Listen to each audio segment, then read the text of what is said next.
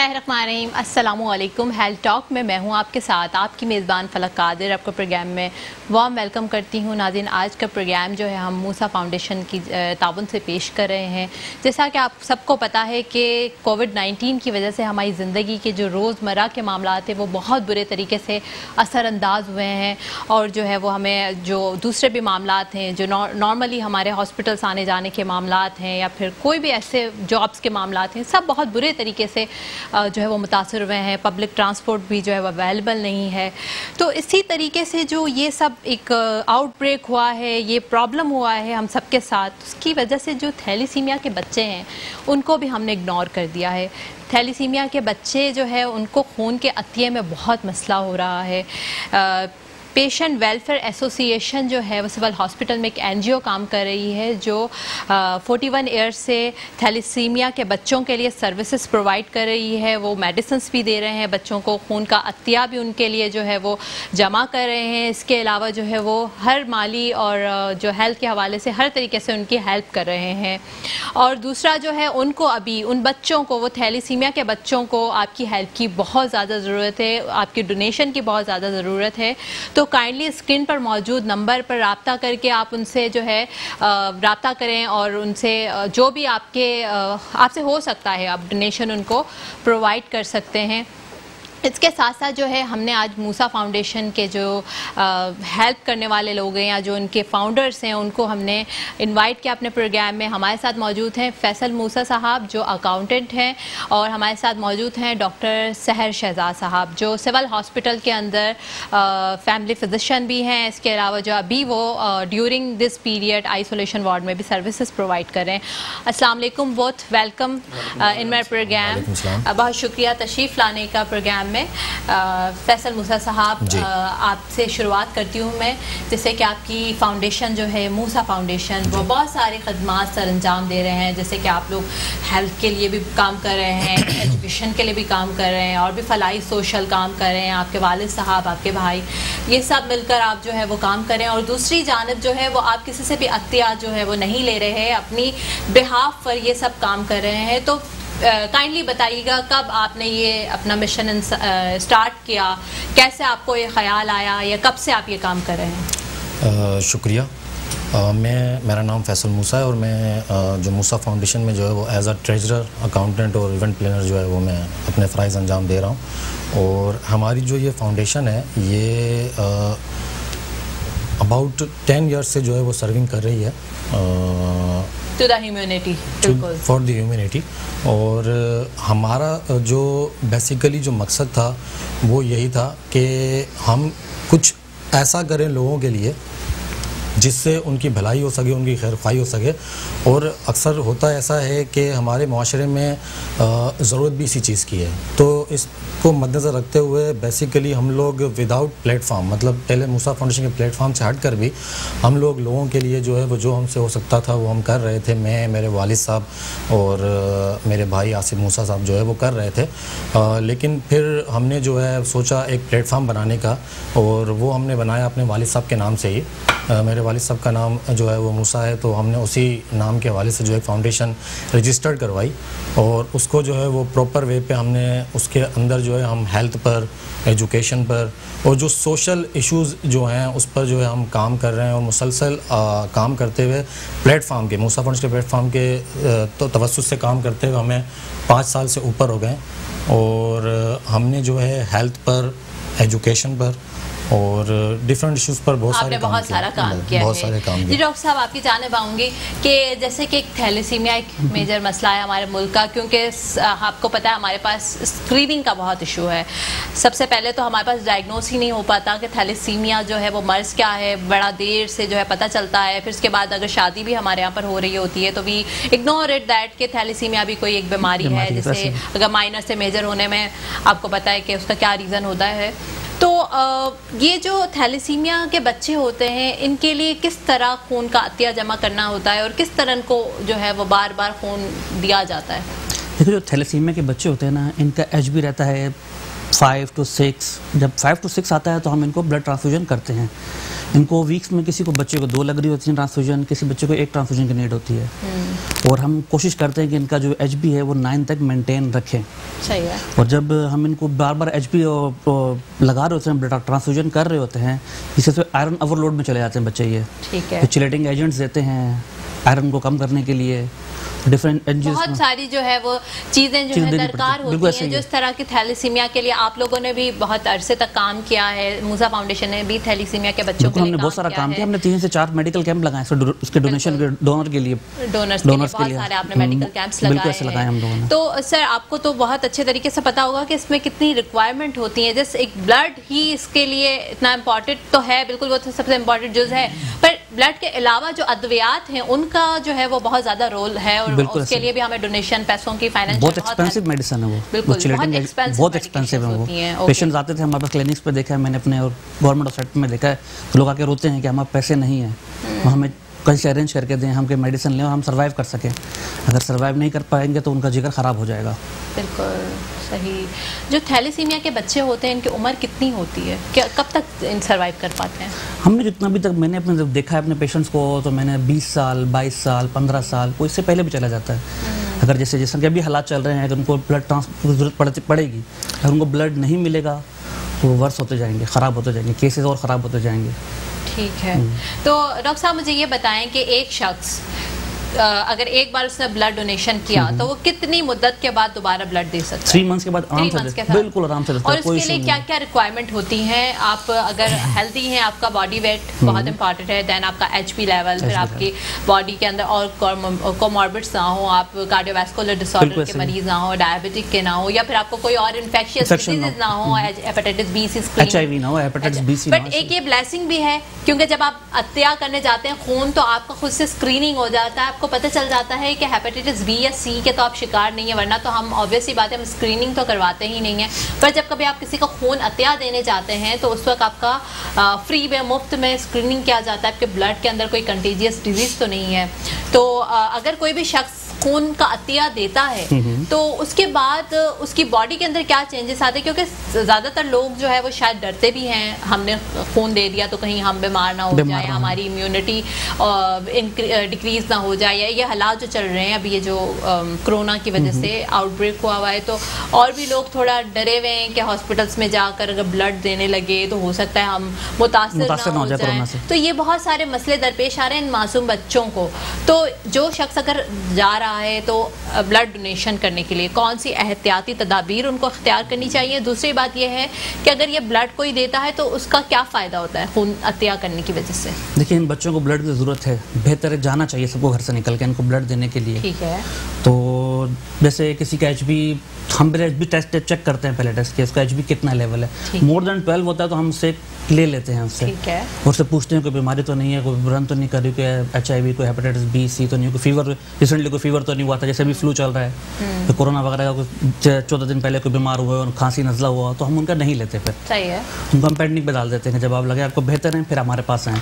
पर अगर कोई बंदा हमें ब्लड डोनेट कर देता है, अगर उसका HB अच्छा है, उसकी हेल्थ अच्छी है, स्पोर्ट्समैन है, तो उसको कुछ नहीं होगा, बिल्कुल हेल्दी नॉर्मल लाइफ रहेगा, कोई सांस नहीं फूलेगा, कोई बीमारी नहीं होगी, इसको अच्छा महसूस करेगा, फिट महसूस करेगा बल्कि ब्लड देने से अपने आप को। ओके, ठीक है। जो अगर कोई खून देता है तो उसको अच्छा हेल्दी महसूस करेगा, हेल्दी महसूस करेगा, सेटिस्फाइड होगा कि मैंने हेल्प की है, मैंने किसी की। हाँ, बिल्कुल ऐसा ही है। और जो है वो आप फ्रेश इनर पीस भी मिलेगा, इनर पीस आ जाएगा। कोई नुकसान तो नहीं, कोई नुकसान नहीं, बिल्कुल कोई नुकसान, कोई भी नुकसान नहीं है। तो प्लीज़ काइंडली आप लोग जो भी हेल्दी लोग हैं वो इस आउटब्रेक में, वैसे भी बहुत सारे लोग ऐसे होते हैं जिन्होंने कमिटमेंट किया होता है, वो हर 3 मंथ्स पे जाके इन थैलेसीमिया के बच्चों को ब्लड देते हैं। पर आप लोग भी अपने रूटीन में लाएं, क्योंकि आपका एक खून का अतिया किसी की भी ज़िंदगी को बचा सकता है। जी फैसल मूसा साहब, आपकी जानिब आऊँगी। मुझे ये बताएं कि आप लोगों ने जब ये थैलेसीमिया का काम स्टार्ट किया था तो आपको क्या क्या मुश्किलात दरपेश आई थी? क्योंकि देखिए, आप तो किसी फंड्स के थ्रू काम नहीं कर रहे हैं, आप लोग तो अपने बलबूते पर काम कर रहे हैं, अपनी मदद आपके तहत काम कर रहे हैं। तो क्या क्या ऐसी मुश्किलात दरपेश आई आपको? दूसरा जो है वो आपको माली मुश्किलात भी, ऑब्वियसली बात है, डॉक्टर साहब ने बताया कि इसकी जो मेडिसिन है वो काफ़ी एक्सपेंसिव मेडिसिन है, तो क्या क्या मुश्किलात आपको दरपेश आई? असल में इशू ये है कि सबसे जो पहला मसला है वो है काउंसलिंग लोगों की। जैसे अभी आपने डॉक्टर साहब से बात की, डॉक्टर साहब से पूछा कि लोग डरते हैं और ब्लड देते हुए कि यार मुझे चक्कर आएंगे या मैं गिर जाऊंगा या XYZ जो भी है। तो इस चीज़ की काउंसलिंग करने में हमें थोड़ी सी परेशानी आई, क्योंकि हम लोगों को मोटिवेट करने के लिए एक बेसिकली जो हमारे चेयरमैन हैं आसिम मूसा साहब, उन्होंने मोटिवेशन के लिए सबसे पहले अपनी ज़ात को रखा कि मतलब खुद ब्लड देने के लिए वो आगे आए और ख़ुद जो है लोगों को मोटिवेट किया। फिर हमारे जो वॉलंटियर्स हैं उन्होंने भी ब्लड दिया। इसके अलावा हमने काफ़ी सारे ब्लड डोनेशन कैंप्स लगाए और हमारा अपना जो है वो ब्लड कैंप्स जो है वो अकाउंट भी है। और हम वक्तन फ़क्तन जो है वो लोगों के लिए जो पॉसिबिलिटी होती है, आपको पता है कि जो नेगेटिव ब्लड्स होते हैं, जो नेगेटिव ग्रुप्स के ब्लड्स होते हैं वो रेयर होते हैं, वो इतनी आसानी से नहीं मिलते। तो हमारा जो है वो एक सर्कल है, कॉन्टैक्ट्स हैं, लिंक्स हैं। तो हम कोशिश करते हैं कि अगर हमारी ज़ात से या हमारी फाउंडेशन से किसी के लिए कुछ पॉसिबिलिटी हो जाए या उसको अवेलेबिलिटी हो जाए किसी भी ग्रुप की या किसी भी ब्लड की, तो हम उसके लिए कोशिश करते हैं। और उसके अलावा जो है हमने जब स्टार्ट लिया थैलेसीमिया के पेशेंट्स के लिए, मरीज़ों के लिए काम करने के लिए, तो उसके लिए मैं आपको एक चीज़ बता दूं कि हम सेल्फ़ फंडिंग पे काम कर रहे हैं, हम किसी से कोई फंडिंग नहीं ले रहे। तो एक इशू ये है कि हमारे जो बोर्ड ऑफ डायरेक्टर्स में से जो हैं एक है हबीबुर रहमान साहब, वो चेयरमैन भी हैं, डायरेक्टर भी हैं, वो एक बिज़नेस मैन हैं और एक बिज़नेस टाइकॉन है। और तो उनकी तरफ से हमें काफ़ी जो है वो फाइनेंस के हवाले से हेल्प मिलती है। और वो हमारे जो हैं अपना ट्रेजरी बेंच में से भी हैं, तो उनकी तरफ से हमें काफ़ी सपोर्ट है फंडिंग के तौर पे भी। और इसके अलावा जो है वो इंस्पायरेशन भी, मोटिवेशनल भी वो काफ़ी करते हैं। और उसके अलावा जो है जो आसिम मूसा साहब हैं हमारे जो प्रेसिडेंट हैं, वो भी जो है वो इस कार्य खैर में जो है वो अपना हिस्सा मिलाते रहते हैं, जानी तौर पे भी और माली तौर पे भी। तो अभी तक जो है अल्लाह पाक के फजलो करम से ऐसी कोई परेशानी या मामला नहीं आए। ठीक है। अच्छा, तो आप ये बताएं, कोविड के आउटब्रेक में आप लोगों ने क्या जो है वो खदमात सरअंजाम दी हैं? दूसरी जानिब जो है वो आपको क्या मुश्किलात दरपेश आई हैं? क्योंकि देखें वैसे तो फंडिंग करना बहुत आसान है, क्योंकि आपको पता है आपको टारगेटेड एरियाज़ हैं, कोई आ गया खुद से आ गया ले लिया, किसी को आपने सर्च कर लिया, सफ़ेद वाइट कॉलर जो लोग होते हैं उनको तलाश करना पड़ता है, उनको आपने करके दे दिया। बट ये ऐसा सीज़न हमारे पास है, एक ऐसा वक्त आया है हमारे पास कि शायद हम लोगों में से किसी ने भी ये वक्त पहले कभी नहीं देखा कि पूरी अगर कहीं सैलाब आता है, कोई ऐसा आउटब्रेक हो जाता है या कोई भी ऐसी मुसीबत आती है, तो कोई एक टारगेटेड एरिया में आती है तो फिर जाके सभी उसकी इमदाद में लग जाते हैं। पर अब तो इंटरनेशनली पूरी दुनिया जो है इस चीज़ से मुतासिर हुई हुई है, तो ये तो एक चैलेंज है किसी की मदद करना। तो आपको क्या मुश्किलात दरपेश आई इन सब चीज़ों में? असल में जो अब इसमें तो जाहिर सी बात है, जो पैंडेमिक है कोविड-19 का, इसमें तो पूरी दुनिया ही जो है वो लपेट में आई हुई है। और ख़ास तौर पे मैं बात करूं पाकिस्तान की, तो पाकिस्तान का ये जो कोविड-19 है, कोरोना है, इससे जो सबसे बड़ा जो मसला जो इस वक्त दरपेश हुआ है वो है मुआशी मसला, जो फाइनेंशियल इश्यूज़ हैं, दूसरे इश्यूज़ हैं। असल में हमने जब जैसे ही लॉकडाउन का पाकिस्तान के अंदर जो है वो अनाउंसमेंट हुई और लॉकडाउन हो गया और लोग जो है वो घरों में मैसूर हो गए, तो जो एक तबका है जो रोज़ कमा कर रोज़ खाने वाला दिहाड़ीदार तबका है, डेली वेजेस वाला, वो बहुत ज़्यादा डिस्टर्ब हुआ, क्योंकि गवर्नमेंट की तरफ से लॉकडाउन था, SOPs पे अमल दरामद का जो है वो भी ज़रूरी था।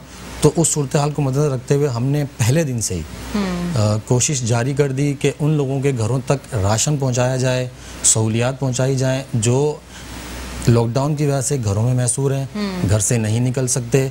और दूसरी जो है हमने आपसे बात का मैं सिलसिला जारी रखते हैं, कॉलर को लेते हैं। अस्सलाम वालेकुम। अस्सलाम वालेकुम। अस्सलाम वालेकुम जमाल साहब। वालेकुम अस्सलाम जी, कैसी हैं आप? ठीक हैं? अल्हम्दुलिल्लाह मैं ठीक ठाक जी। क्या बात करना चाहेंगे? जी मैं बात करना चाहूँगा मुस्तफा फाउंडेशन वालों से। इन्होंने हमारे यहाँ पे मुख्तलिफ, मैं डिस्ट्रिक्ट लड़बेला से बात कर रहा हूँ बलूचिस्तान को। ठीक है। तो हमारे यहाँ पे इन्होंने मुख्तलिफ मेडिकल कैंप भी लगाए हैं, लेकिन सबसे बड़ा इशू हमारे यहाँ पर है कि हेल्थ का इशू बहुत बड़ा है हॉस्पिटल के हवाले से। ठीक है। मैं इनसे ये गुजारिश करना चाहूँगा कि ये सैयद मूसा साहब, डॉक्टर सैयद साहब भी यहाँ मौजूद बैठे हैं कि ये अपने जो मुस्तफा फाउंडेशन के प्लेटफार्म से यहाँ पर कोई हॉस्पिटल का कोई इनाकात करें, क्योंकि बहुत ही बैकवर्ड एरिया है ये वाला, और यहाँ कोई ऐसा मामला है नहीं कि सेहत के हवाले से कोई प्रॉपर एक निज़ाम हो यहाँ पे।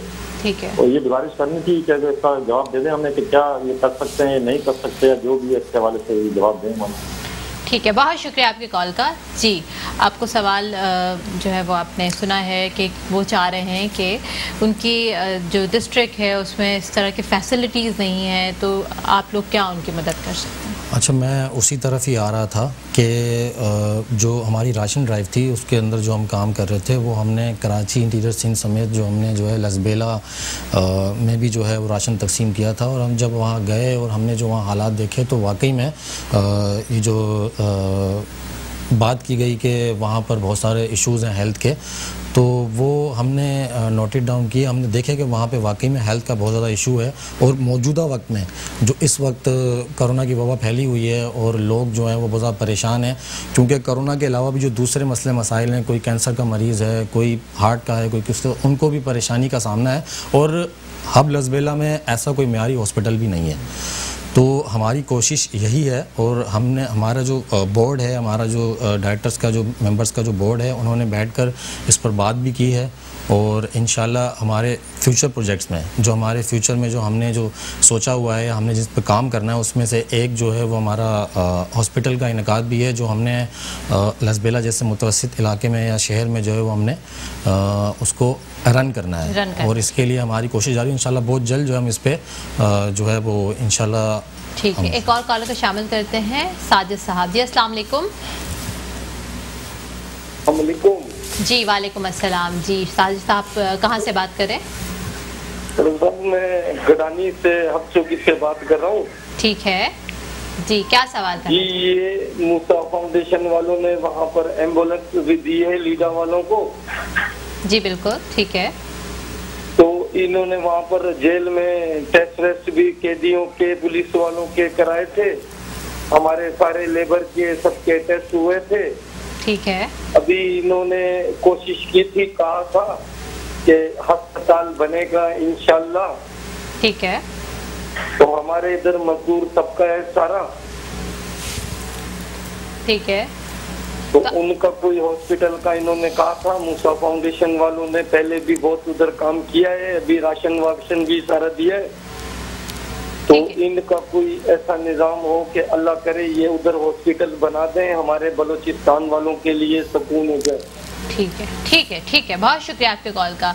जी, आप हॉस्पिटल के हवाले से जो है वो काफ़ी रिक्वायरमेंट आ रही है और दे वांट। देखें, एक SOPs होती हैं, एक प्रोसेस होता है, और जाहिर सी बात है फाउंडेशन है तो इसके कुछ बजट के हवाले से और कुछ बजट की बहुत ज़्यादा इसमें रिक्वायरमेंट होती है। लेकिन मैं आपको एक चीज़ बावर करवा दूं कि हम वक्तन फ़वक्तन लसबेला बलूचिस्तान हब के लिए, गडानी के लिए जो है वो जो हमसे होता है, जैसे हमने वहाँ पे मेडिकल कैंप्स वगैरह लगाए हैं। जैसे अभी इन्होंने बात की कि गडानी सेंट्रल जेल के अंदर हमने मेडिकल कैंप लगाया, जिसमें डॉक्टर साहब जो हैं वो ख़ुद भी थे। तो वहाँ पर हमने मरीज़ों का जो है वो इसमें जो हम लोग जो फैसिलिटीज़ देते हैं वो चाइल्ड अपना स्किन स्पेशलिस्ट, फिजिशियन, डिफरेंट तरह से जो स्पेशलिटीज़ होती हैं डॉक्टर्स भी, उसके हवाले से आप लोग देखते हैं कि कौन सी बीमारी है और उस बीमारी के हवाले से जो है वो आप उसको ट्रीटमेंट कर रहे होते हैं। बिल्कुल। और ओके फाइन। और रिगार्डिंग द प्लेस, अब अगर आप कार्डियो का कोई मरीज़ है तो आप दिल के अस्पताल का जो सबसे अच्छा दिल का अस्पताल होगा उस पर बात करें। डॉक्टर साहब, आप ज़रा बताइएगा कि आप भी जो है बोर्ड में शामिल हैं और आप भी जो है वो सब चीज़ों को देख रहे हैं, हेल्थ के हवाले से जो है वो आप सब चीज़ों को मैनेज कर रहे हैं, तो किस तरीके से आप फैसिलिटीज़ जो हेल्थ की फैसिलिटीज़ हैं वो कैसे प्रोवाइड कर रहे हैं? जब मैं तो इनसे 4 साल से इनके साथ हूँ, मूसा फाउंडेशन जितने कैंप लगते हैं मैं हर कैंप में होता हूँ इनके साथ। ठीक है। तो ये जो बता रहा है, जैसे गडानी का जिक्र कर रहे हैं, जो मैं भी 10 साल कैंप में, जो गडानी का हमने जेल, सेंट्रल जेल था गडानी का, वहाँ पे किया था। तो वहाँ पे स्किन की बहुत मसले मसाइल थे, जैसे वहाँ पे पेशेंट्स बहुत ज़्यादा थे, स्किन वाले डिजीज़ वाले। ठीक है। और HIV के पेशेंट्स बहुत थे, स्क्रीनिंग भी की हमने HIV की, हेप C की, हेपेटाइटिस B की, C की। आपसे पूरे डिटेल में बात करती हूँ। एक कॉलर को शामिल करते हैं, सलीम साहब हैं। अस्सलाम वालेकुम। जी अस्सलाम वालेकुम। जी सलीम साहब। वालेकुम अस्सलाम। जी हेलो। जी जी जी, आपको सुन सकते हैं। जी, मैं स्पेशली आसिफ मूसा भाई, आप लोगों का सबका और आसिफ मूसा भाई का मशहूर हूँ कि बगिया टाउन में मूसा फाउंडेशन इस वक्त सबसे अच्छा काम कर रही है और मैं इनको बहुत बहुत मुबारक देता हूँ। उन लोगों ने गरीब आदमियों के लिए बहुत स्टेप उठाए हैं, सेहत के हवाले से, राशन के हवाले से, और मैं बहुत मशहूर हूँ इनका, स्पेशली आसिफ मूसा भाई और मूसा फाउंडेशन, फैसल भाई, नासिर भाई, ये बहुत अच्छा काम कर रहे हैं। ये बहुत खुशी की बात है, आप लोगों ने इनको मौका दिया है और इनको अप्रिशिएट कर रहे हैं और इनका शुक्रगुजार हैं हम तो। और बहुत अच्छा, हमें बहुत खुशी हो रही है अहले इलाका को, पूरे बल्दिया को। इस वक्त भी हम सारे इलाके के लोग बैठे हैं और हम बहुत खुश हो रहे हैं कि ये आसिफ भाई ने बहुत अच्छा काम कर रहे हैं। ठीक है, आपकी कॉल का आंसर लेते हैं, पहले ब्रेक की जानिब चाहते हैं। देखते रहिए हेल्थ टॉक।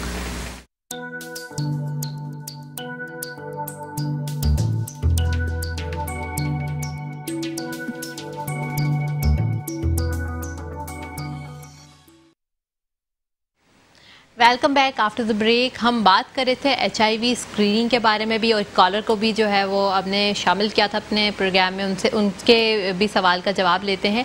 डॉक्टर साहब, आप बताइएगा कि HIV स्क्रीनिंग के बारे में आप बता रहे थे कि किस तरह से जो है वो आपने काम किया। मैं गडानी जेल का बता रहा था आपको कि हमने वहाँ पे जब कैंप करते हैं तो हम हर चीज़ देखते हैं उसमें। हम मुआयना करते हैं उनका, अगर हमें लगता है कि पेशेंट को नीड है किसी चीज़ की, हेपेटाइटिस B कराना है, C कराना है, मरीज खुद बोलता है कि हो सकता है मुझे HIV हो, मेरा वजन कम हो रहा है, तो मैं किसी कॉन्टैक्ट में भी आ गया हूँ किसी के, तो बताते हैं हमें। जेल में इस तरह के वाक़यात होते रहते हैं, बताते हैं। अच्छा, आप हमें जेल में जो मरीज जेल का बता रहा हूँ, हाँ जेल का बता रहा हूँ आपको सारे कि वहाँ पे हमने HIV की स्क्रीनिंग की, हमने B की, हेपेटाइटिस B की, हेपेटाइटिस C की, CBC, RBS सब कुछ चेक करते थे। और हमने, अगर हमें कोई डाउट होता था, जैसे कोई टेस्ट पॉजिटिव आ गया, तो हम अपनी तसल्ली के लिए इन्हीं के टेस्ट हमें डाव से कर स्क्रीनिंग कराए दोबारा, अपने पैसों से, अपनी जेब से खर्चा करके दोबारा पूरी टीम को डाव के लेके गया वहाँ पे, मैं वहाँ टेस्ट कराए, पॉजिटिव है, किसी का नेगेटिव भी है स्क्रीनिंग में और किसी के ज़्यादातर लोगों के पॉजिटिव ही आए। सर, जब अगर लेट सपोज पेशेंट के टेस्ट पॉजिटिव आ जाते हैं, और HIV का तो इलाज बहुत ज़्यादा महंगा इलाज है, तो फिर उसके लिए आप लोग क्या करते हैं? हमने फिर जेल को उनको बताया, जेल वालों को बताया, उनके मतलब आपने स्टेक होल्डर्स को इन्फॉर्म किया कि आपके ये गवर्नमेंट को इन्फॉर्म करते हैं। अच्छा, इसकी ऐसी दवाई नहीं है कि उनको लेके जाना पड़ता है बार बार, ठीक है, तो ये उनको बाहर लेके जा नहीं सकते हम। सही, you are not authorised to, हमसे स्क्रीनिंग तक ही इनके बस इन्फॉर्म कर दें कि HIV पॉजिटिव है, गवर्नमेंट को इन्फॉर्म कर दिया, कि मुतल्लिका इदारों को इन्फॉर्म कर दिया कि ये मरीज है, ये नाम है, यहाँ पर है, पॉजिटिव है। बिल्कुल, दैट्स ग्रेट।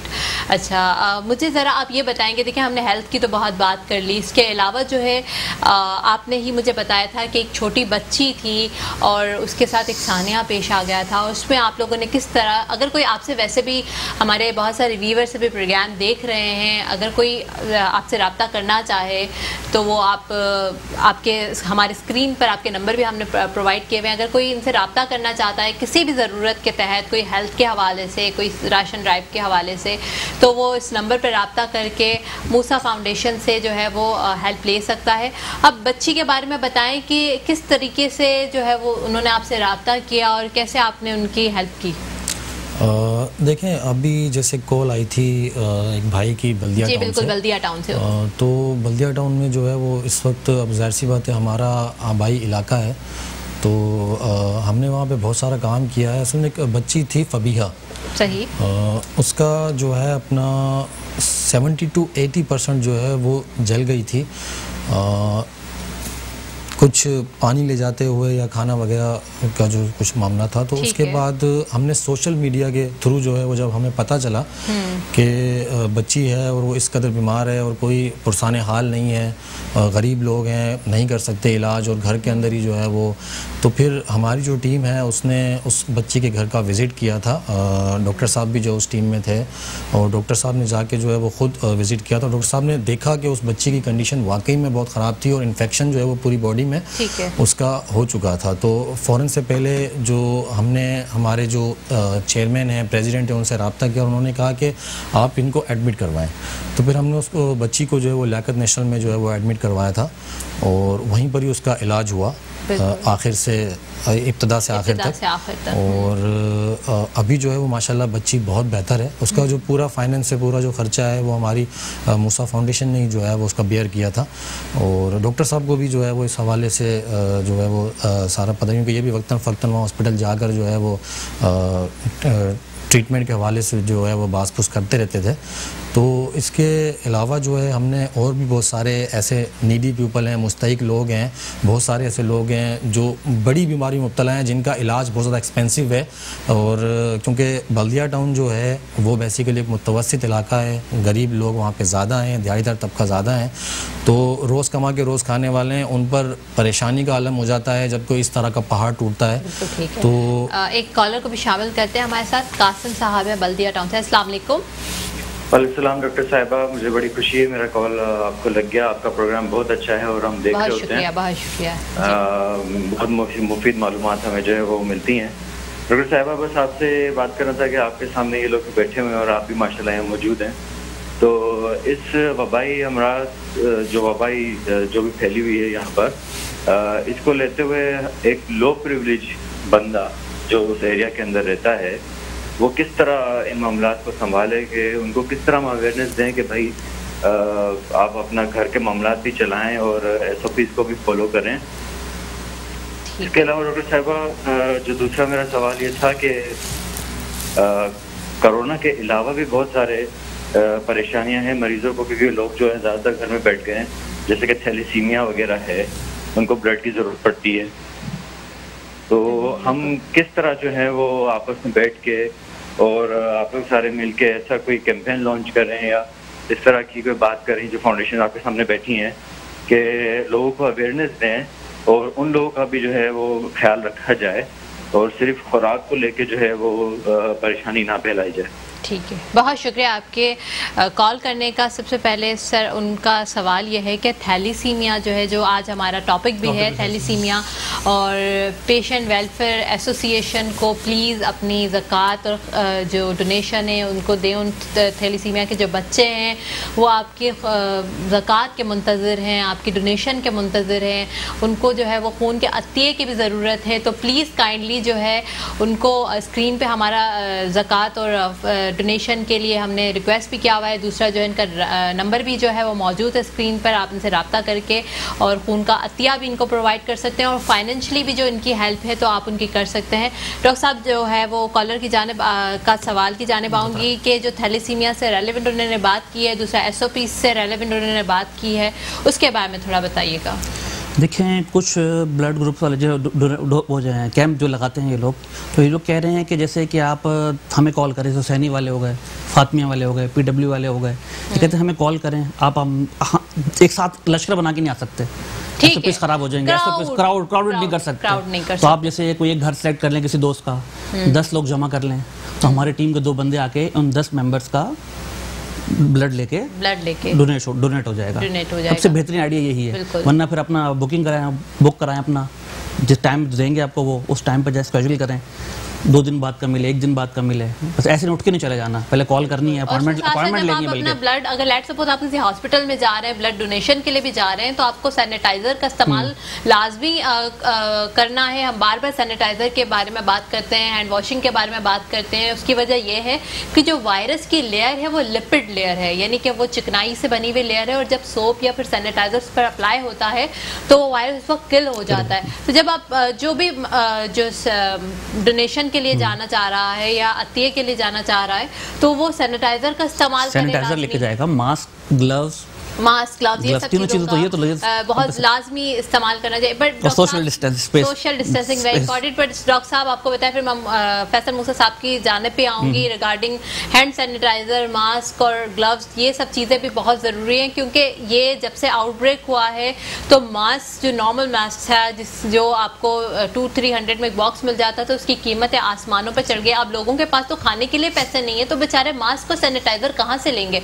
ये भी एक बहुत बड़ा मसला। हम बार बार ये बात करते हैं, मीडिया पर भी ये बात की जाती है कि मास्क का इस्तेमाल लाजमी बनाए, सैनिटाइजर का इस्तेमाल लाजमी बनाए। एक तो सैनिटाइजर और मास्क की कहीं से आपको अवेलेबिलिटी का इशू है, दूसरा जो है वो अगर मिल भी रहे हैं तो हमें क्या पता कि वो जाली मास्क हैं या फिर जाली सैनिटाइजर जिसकी फादियत है भी या नहीं है।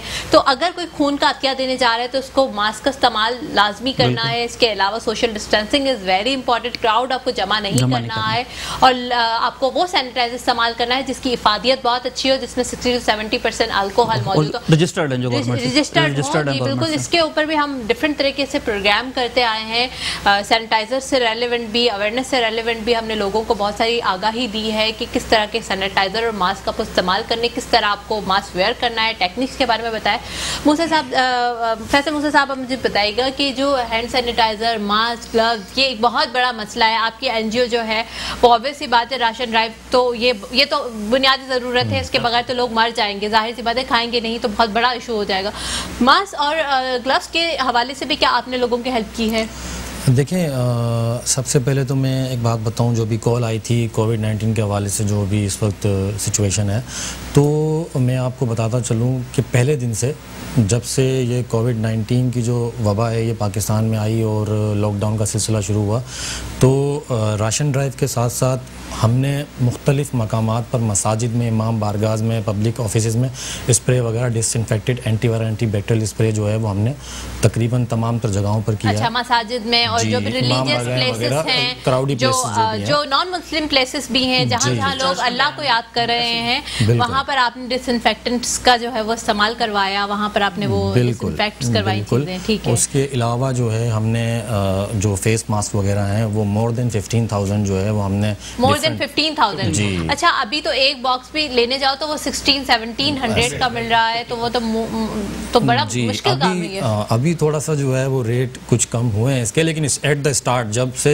वबा ये आई और उस वक्त फ़ौरन जो है वो एक अजीब सा माहौल क्रिएट हो गया, तो उसके दौरान जो है वो लोगों ने, प्रॉब्लम ये है कि हमारे यहाँ के लोग इस बात को अंडरस्टैंड करने के लिए तैयार ही नहीं है कि जब किसी चीज़ की ज़रूरत बढ़ जाती है तो वो जानबूझकर एक माफिया है या पता नहीं ये कौन से इदारे हैं जो जिसके रेट्स आसमानों पे चले जाते हैं, और जब वो चीज़ की बिल्कुल ख़त्म हो जाती है रिक्वायरमेंट तो वो बिल्कुल ज़मीन पे आ जाते हैं रेट। ये बहुत ही गलत बात है, बहुत अनएथिकल प्रैक्टिसेस हैं जो यहाँ पर हो रही हैं।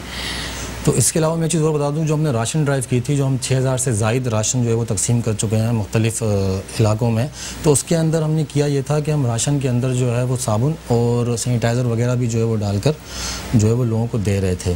तो ग्लव्स वगैरह, मास्क वगैरह, ये सब हमने डिस्ट्रीब्यूट किया है, और पहले दिन से लेके और आज जाहिर सी बात है 2 महीने होने को आए हैं लॉकडाउन को, लोग अब भी बहुत ज़्यादा परेशान हैं। एसओपी के हवाले से जो गवर्नमेंट की थी, लॉकडाउन पर अमल दरामद नहीं हो, एसओपी पे अमल दरामद नहीं हो रहा था, तो उसके लिए हमने अवेयरनेस ड्राइव भी एक चलाई थी, एक कैंपेन भी चलाई थी। अच्छा, अवेयरनेस ड्राइव जी अभी भी मुझे लगता है आपके प्लेटफॉर्म के तवज्जुह से मैं आपसे एक रिक्वेस्ट करना चाहूँगी कि लोगों को प्लीज़ ये आगाही दें कि आपकी शॉपिंग इतनी ज़रूरी नहीं है। ईद पर जो आप लोग निकल रहे हैं, हुजूम के हुजूम, बच्चे बड़े सब एक साथ, ये बहुत ही गलत बात है। आप अपने मुल्क के साथ भी बहुत गलत कर रहे हैं, इस तरह बिल्कुल नहीं होना चाहिए। ये शॉपिंग इतनी इंपॉर्टेंट नहीं है। अगर आपको पैसे अगर लगाने ही हैं तो किसी की खुदारा हेल्प कर दे, डोनेशन कर दे इन पैसों का, पर इस तरीके से जाना आप एक हमारी कंट्री को भी नुकसान दे रहे हैं।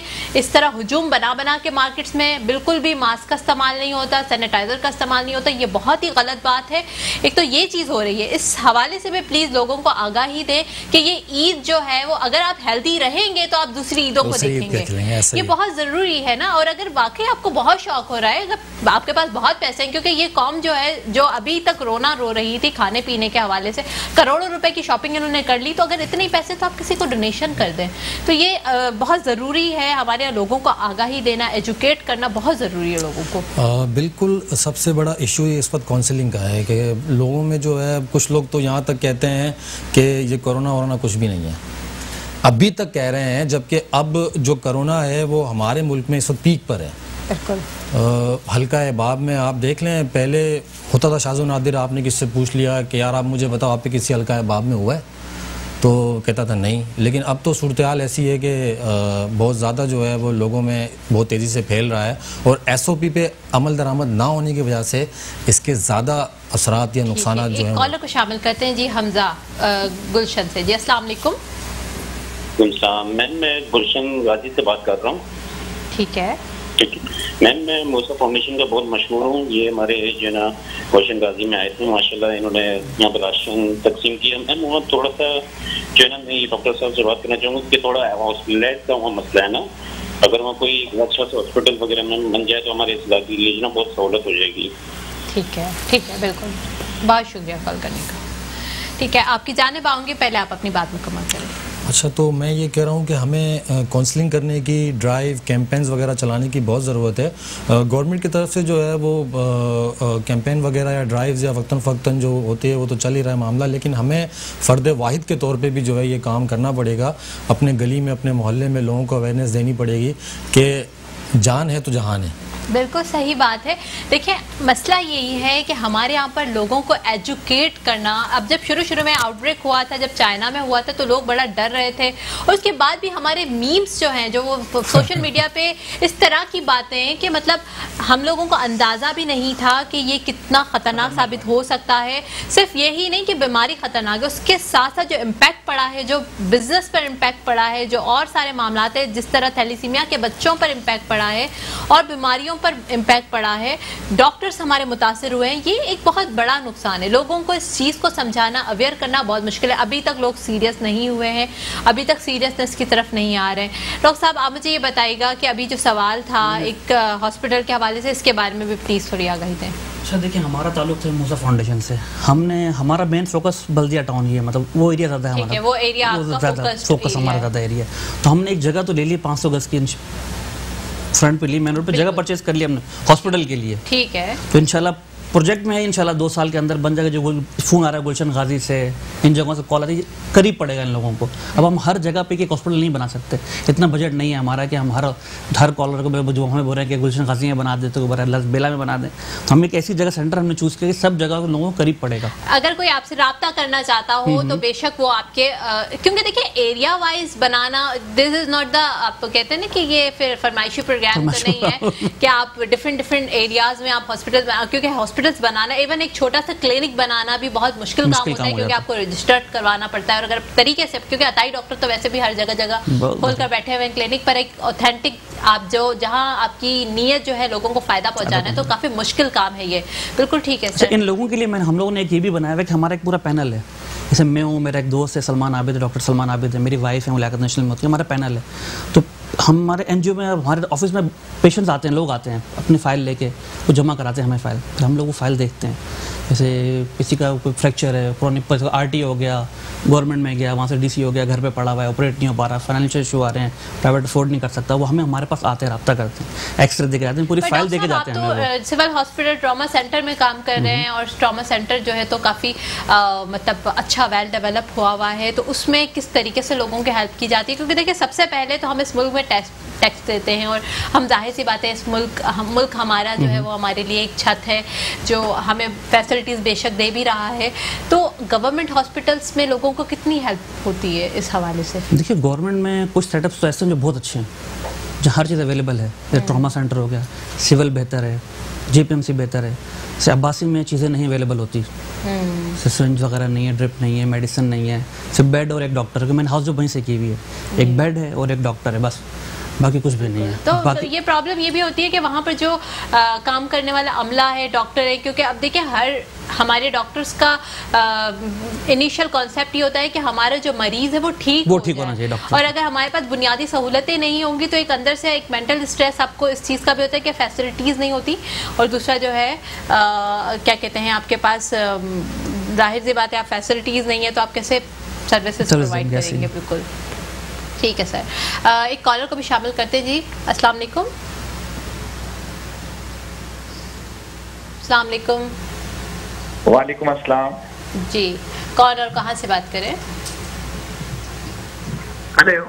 जी जी हेलो, आपको सुन सकते हैं, कौन और कहाँ से? जी जी, मैं मूसा फाउंडेशन के हवाले से मैं इस्लामाबाद से बात कर रहा हूँ, सलीम बात कर रहा हूँ। ठीक है। और जिस तरीके से ये यंगस्टर्स जो है वो काम कर रहे हैं, ये बड़ा एक एप्रिशिएटेबल जो है वो वर्क है, क्योंकि मैं लास्ट से बिफोर 2 मंथ्स कराची के अंदर था, और एक बच्ची का जो बर्निंग केस था, और जिस तरीके से इन लोगों ने डील किया है, तो अगर इन लोगों को अप्रिशिएट ना किया जाए, क्योंकि 80% जब अगर कोई शख्स जो है वो जल जाता है तो उसका सर्वाइव करना जो है वो बहुत मुश्किल होता है, और वो भी एक ऐसी पुअर फैमिली के साथ बिलोंग करते हों, यानी कि जहां पर इलाज के भी पैसे ना और वो अफोर्ड ना कर सकते हों। और जिस तरीके से इस फाउंडेशन ने उस बच्ची के ऊपर काम किया और उसको एक लाइफ दी, तो ये बड़ा अप्रिशिएटेबल है। और इनकी जितनी भी अभी आपने जो तस्वीरें चलाई हैं वो सारी यंगस्टर्स के ऊपर हैं, तो इस किस्म के लोगों को जो है वो ज्यादा से ज्यादा मोटिवेट करने की जो है वो जरूरत है। तो बिल्कुल जो आपने ये प्रोग्राम कर रहे हैं और इस किस्म के लोगों को आगे की तरफ लेकर आ रहे हैं, तो ये एक यंगस्टर के अंदर जो है एक बहुत अच्छा जो है वो जज्बा पैदा होगा। बिल्कुल बिल्कुल, बहुत शुक्रिया आपके कॉल करने का सर। सर हमारे पास प्रोग्राम का जो वक्त भी बहुत मुख्तसर सा है। अपने नाज़रीन से अगेन एक बार रिक्वेस्ट करूंगी कि प्लीज़ जो पेशेंट वेलफेयर एसोसिएशन है जो थैलेसीमिया के बच्चों के लिए काम कर रहे हैं, तो प्लीज़ खुदारा उनको डोनेशन दें, उनसे रब्ता करें, उनकी जो भी मुश्किलात हैं उनमें उनका साथ दें। दूसरा जो है हम मुख्तसर साहब से मैसेज ले लेंगे। सर एक मुख्तसर सा मैसेज बताइएगा, क्या देना चाहेंगे आप हमारे व्यूवर्स को? अच्छा मैम, सबसे पहले तो ये कि फलाही काम जो है उसमें ज़रूरी नहीं है कि आप कुछ खर्च करें। खर्च किए बगैर भी आप फलाही काम कर सकते हैं। मुंह से किसी के लिए दो हमदर्दी के अल्फाज कहना भी फलाही कामों में शामिल होता है। बिल्कुल। तो जैसे भी पॉसिबल हो ज़बानी जानी माली आप लोगों की मदद करें। मैं एक सिंपल सी आपको अब एक बात बताता हूँ कि हमने ज़िंदगी में बहुत से नशीब व फराज देखे हैं। हमारे जो प्रेसिडेंट हैं, मेरे बड़े भाई भी हैं आसिम मूसा भाई, वो अक्सर एक बात कहते हैं कि अलामा साहब ने खूब फरमाया है कि खुदा के बंदे तो हैं हज़ारों, बनों में फिरते हैं मारे मारे, मैं उसका बंदा बनूंगा जिसको खुदा के बंदों से प्यार होगा। तो सिंपल यही है कि अगर आप खुदा के बंदों से प्यार करेंगे तो खुदा भी फिर आपसे प्यार करेगा। बिल्कुल बिल्कुल सही कह रहे हैं सर। आप कोई मुख्तसर सा मैसेज देना चाहेंगे? मेरा मैसेज होगा, जैसे हमारा टॉपिक है थैलेसीमिया और थैलेसीमिया विद कोविड, तो ये बच्चे जो होते हैं थैलेसीमिया वाले, इनकी इम्यूनिटी बड़ी कम हो जाती है, बहुत ज़्यादा चांस होता है इन्फेक्शन लगने का थैलेसीमिया को। तो उनके अम्मा और अब्बा से मेरी ख़ुसूसी रिक्वेस्ट होगी बच्चों को मास्क, ग्लव, सैनिटाइज़र, ख्याल रखें उनका डाइट का, इन्फेक्शन उनको इन्फेक्शन ना लगे, वो बीमार ना हो। बिल्कुल, उनकी डाइट का प्रॉब्लम है ना कि उनको ज़्यादा आम बच्चों से ज़्यादा उनकी केयर करनी पड़ेगी। इसके अलावा जो बच्चे हैं उनको और भी बहुत सारी चीज़ों की ज़रूरत होती है, जैसे कि आपने ही बताया कि मेडिसिन्स भी काफ़ी इनकी जो है वो महंगी हैं। इसके अलावा उनको इन्फेक्शन भी जो है कंटिन्यूस हो सकते हैं। तो ये सब बहुत ज़रूरी है इन बच्चों के लिए भी, और इनके लिए जो है वो सबसे पहले जो है वो खून का अतिया बहुत इम्पॉर्टेंट है। जो लोग जो है बेचारे लॉकडाउन, देखिए हमारे यहाँ के लोग भी चाहते हैं कि हेल्प करें, पर मसला ये है कि ट्रांसपोर्ट का भी इशू है। इसके अलावा जो है वो और भी लॉकडाउन की वजह से सब अपने घरों में जो है वो पैक थे, सब अपने अपने घरों में थे, तो वो निकलने से भी थोड़ा जो है वो कर रहे थे। तो अगेन आपसे एक रिक्वेस्ट है कि प्लीज़ आप इन बच्चों का ख्याल रखें, थैलेसीमिया के बच्चों की मदद करें। इसके साथ साथ अपनी मेज़बान फलक कादिर को इजाज़त दीजिएगा। बहुत शुक्रिया, अल्लाह हाफ़िज़।